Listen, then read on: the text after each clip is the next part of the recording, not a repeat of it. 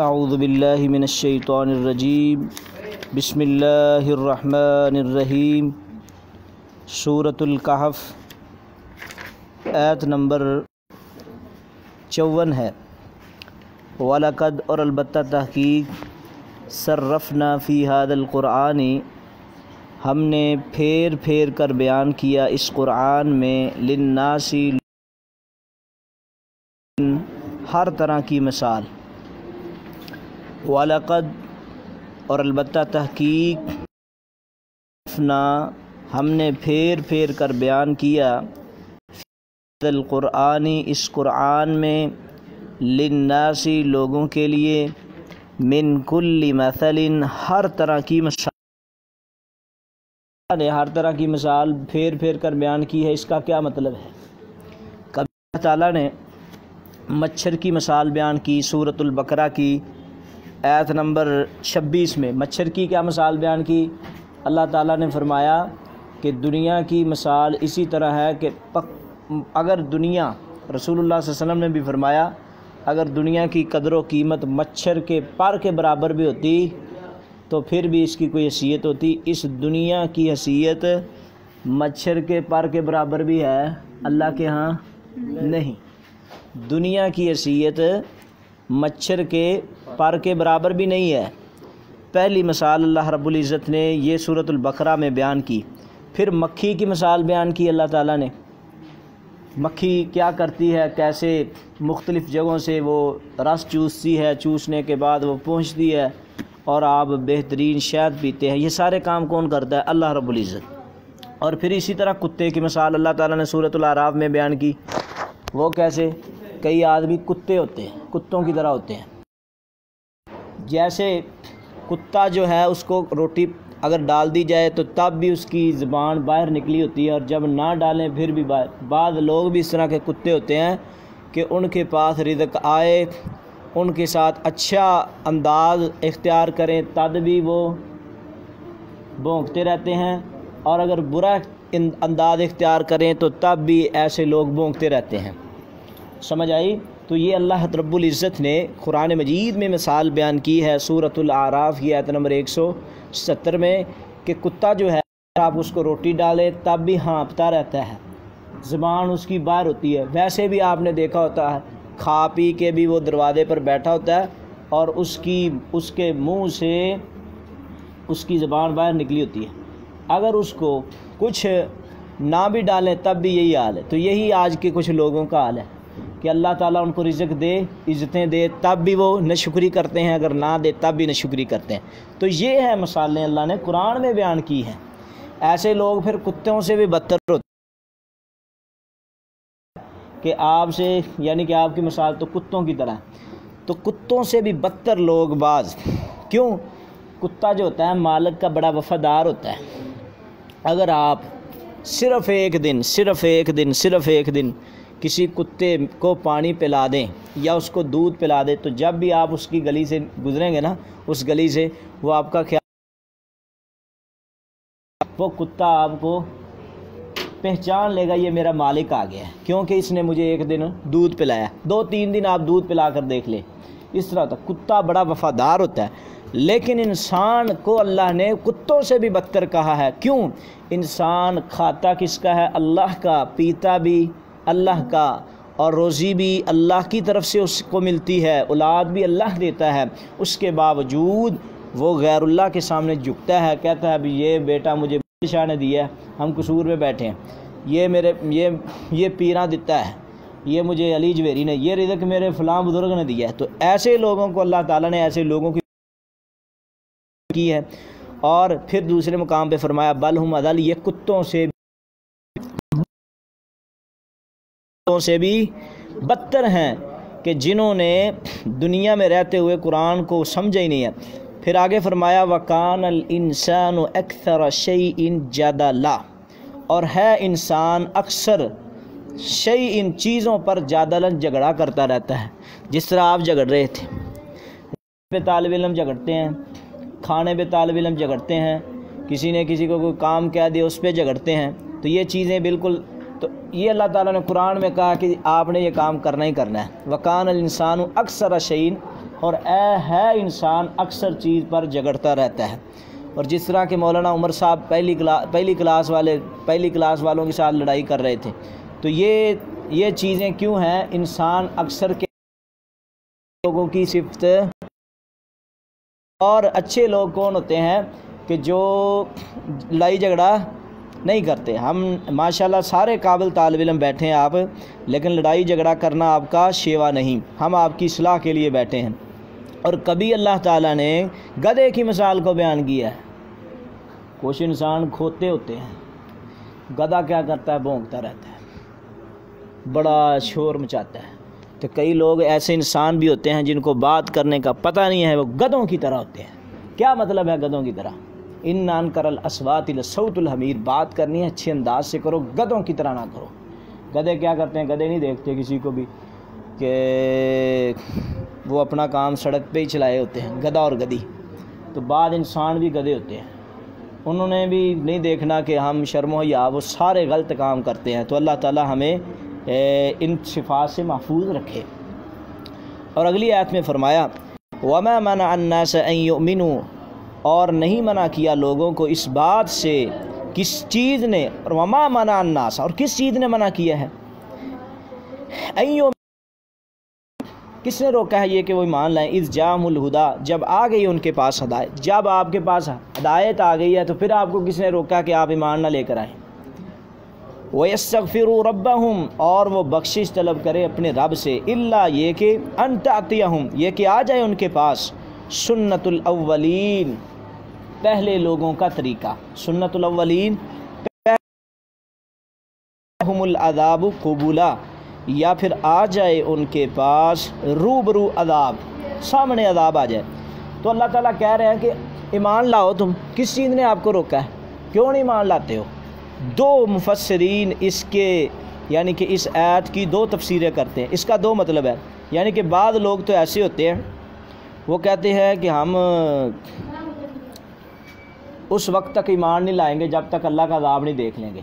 بات سنو، ہم اس وقت تک ایمان نہیں لائیں گے جب تک ہم اللہ کا عذاب نہیں. اور دوسرے وہ لوگ ہوتے ہیں کہ وہ کہتے ہیں دیکھو یا نہ دکھاؤ ہم نے ماننا ہی نہیں ہے. ٹھیک ہے، تو اللہ تعالیٰ کہہ رہے ہیں بھی کون سی چیزیں ہیں جو آپ کو روکتی ہے؟ دیتے ہیں کہ اگر اللہ چاہتا تو ہم ایمان لے آتے.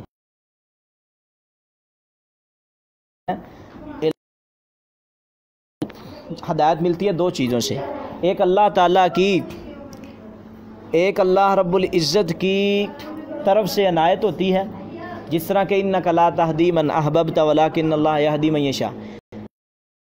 یہ ہے کہ آپ صلی اللہ علیہ وسلم آپ جس کو چاہیں ہدایت نہیں دے سکتے، اللہ ہدایت دیتا ہے جس کو چاہتا ہے. دوسری بات، کون ہدایت دیتا ہے؟ اللہ رب العزت. دوسری بات یہ ہے کہ یہدی الیہ من اناب، ہدایت اس کو ملتی ہے جو خود بھی کوشش کرے. جب دو چیزیں ملتی ہیں تو پھر ہدایت ہوتی. اگر دو چیزیں نہیں ملیں گی تو ہدایت بھی نہیں ملے گی.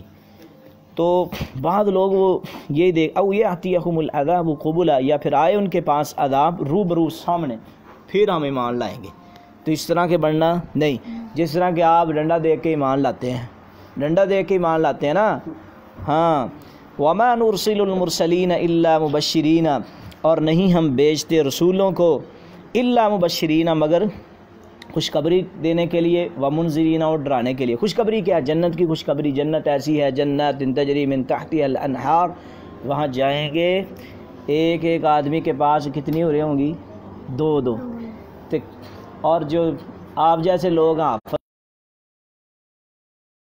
لوگوں کے پاس 72 ہو رہے ہوں گے.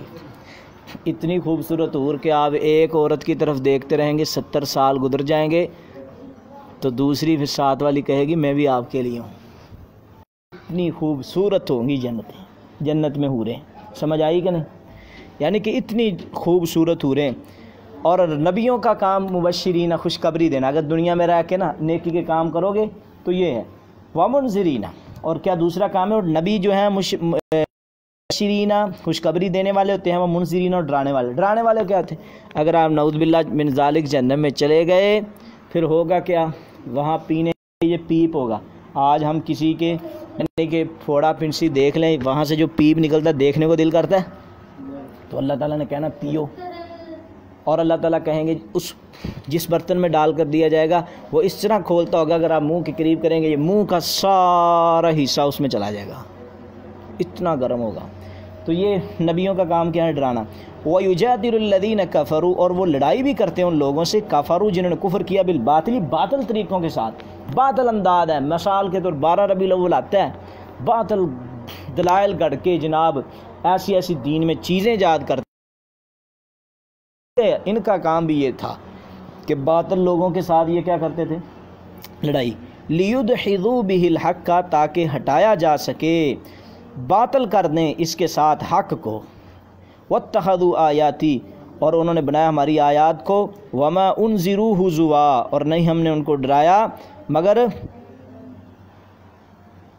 مذاق کرتے ہیں وہ۔ اللہ اکبر۔ وَمَنْ أَظْلَمُ، اور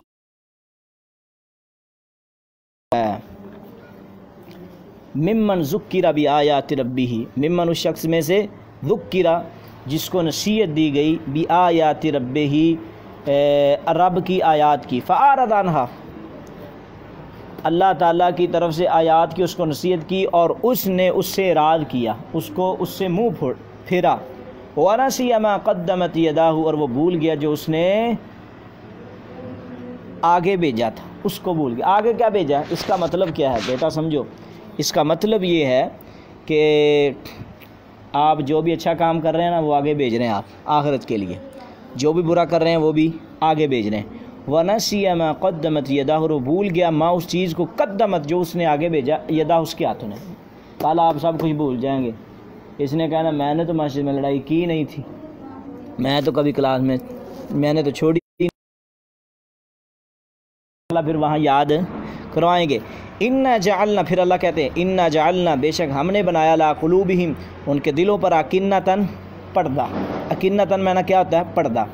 ہاں، اکنتاً کنان ان کی جمع ہے، اکنہ یہ کنان ان کی جمع ہے جس کا مطلب ہے پردہ۔ ان یفقہوہ، یہ کہ تاکہ وہ سمجھے حق کو، وفی آذانہم وقرا، اور ان کے کانوں میں ڈانٹ ہے، ان کے دلوں میں پردہ، ان کے کانوں میں ڈانٹ ہے۔ ڈانٹ کا مطلب یعنی کہ یہ نہیں کہ وہ بات سنتے نہیں ہیں، بات سنتے ہیں تو اس طرح ہی ہوتا ہے جس طرح انہوں نے سنی نہیں سنی، جب ماننی نہیں ہے سن کے استاد کی بات یا نبی کی بات تو اس طرح ہی ہوا جس طرح نہیں سنی، اور ان کے دلوں میں ڈانٹ ہے، یعنی کہ دلوں میں کبھی اس نے سوچا ہی نہیں، کبھی کچھ بھی نہیں کرتے، یعنی کہ ہدایت اگاتے ہی نہیں۔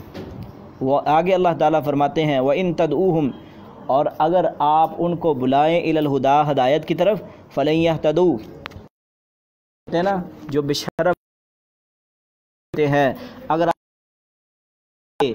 تو فلن یہتدوا، ہرگز نہیں وہ ہدایت کو قبول کریں گے، اذن تب ابداً کبھی بھی، وَإِن تَدْعُوهُمْ إِلَى الْهُدَىٰ، اگر آپ ان کی ہدایت کریں کس کی طرف؟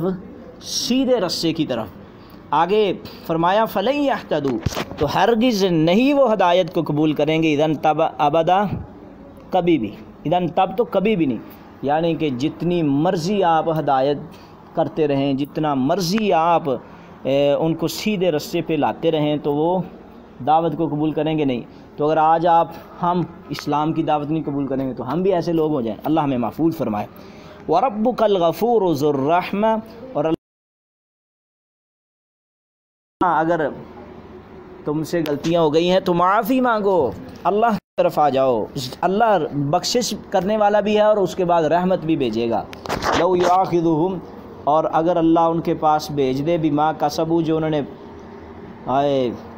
کمایا، لعجل لہم العذاب، تو جلدی آ جائے ان کے پاس عذاب، جس طرح کے ہمارے اعمال ہیں نا، اگر اللہ رب العزت چاہیں کہ ان کو سزا دینی چاہے تو اللہ تعالیٰ عذاب لے آئے، تو ابھی عذاب آ ہی رہے ہیں، کبھی کرونا کی صورت میں، کبھی ٹڈی کی صورت میں، بلکہ لہم، ان کے لیے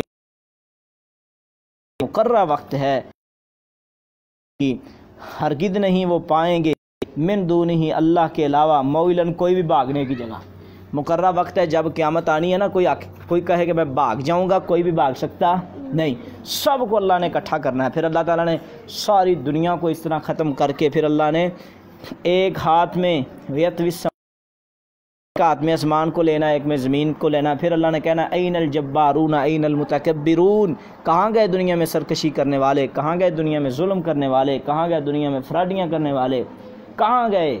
لمن الملک اليوم، بتاؤ آج کس کی حکمرانی ہے؟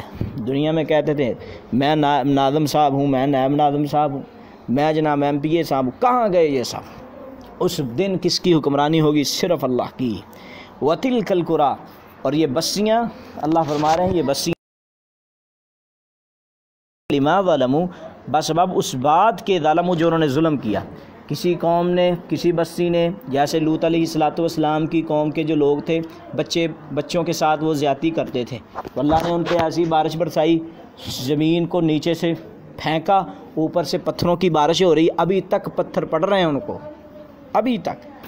اور اسی طرح عادیوں پر عذاب آیا، سمودیوں پر عذاب آیا، کسی پر چیخ کا عذاب، کسی پر پتھروں کا عذاب، کسی پر ٹڈی کا عذاب، کسی پر جناب مینڈک کا عذاب۔